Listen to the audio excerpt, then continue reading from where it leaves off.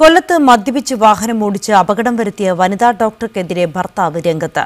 തന്നെ വധിക്കാൻ രശ്മി പിള്ള ഗുണ്ടകൾക്ക് കൊട്ടേഷൻ നൽകിയിരിക്കുകയാണെന്നാണ് ഭർത്താവ് സുനിൽ ആരോപിക്കുന്നത്. രശ്മി ക്രിമിനൽ സ്വഭാവമുള്ള സ്ത്രീയാണെന്നും സുനിൽ പറയുന്നു. സ്വത്തുക്കൾ തട്ടിയെടുക്കുക എന്ന ലക്ഷ്യത്തോടെ ഡോക്ടർ രശ്മി പിള്ള തന്നെ വധിക്കാൻ 25 ലക്ഷത്തിന്റെ കൊട്ടേഷൻ നൽകിയിരിക്കുകയാണെന്നാണ് ഭർത്താവ് സുനിൽ ആരോപിക്കുന്നത്.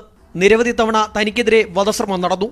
ഇതിനെ തുടർന്ന് ഹൈക്കോടതിയെ സമീപിക്കുകയും പോലീസ് സംരക്ഷണത്തിനുള്ള അനുമതി നേടിയെടുത്തെന്നും സുനിൽ പറയുന്നു.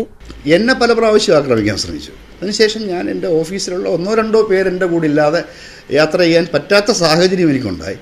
ഞാൻ എന്നിട്ട് ബഹുമാനപ്പെട്ട ഹൈക്കോടതിയിൽ പോലീസ് പ്രൊട്ടക്ഷൻ വെക്കേഷനായിട്ട് എനിക്ക് തോന്നുന്നു പോലീസ് പ്രൊട്ടക്ഷൻ ഇൻ്ററിം ഓർഡർ അനുവദിച്ച കേസുകളിൽ ഒന്ന് ഇതാണ്.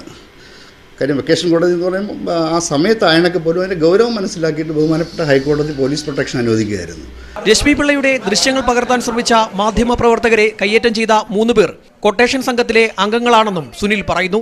മദ്യപിച്ച് വാഹനമോടിച്ച രശ്മി പിള്ള ഇക്കഴിഞ്ഞ ചൊവ്വാഴ്ചയാണ് ബൈക്ക് യാത്രികരെ ഇടിച്ചു തെറിപ്പിച്ചത്. നേരത്തെ ആംബുലൻസിന്റെ താക്കോലൂരിയെടുത്ത കേസിലും രശ്മി പിള്ള പ്രതിയാണ്. ക്യാമറ പേഴ്സൺ മനോജ് പിയലിനൊപ്പം ശ്യാമർ ബാബു, മീഡിയ 1 കൊല്ലം.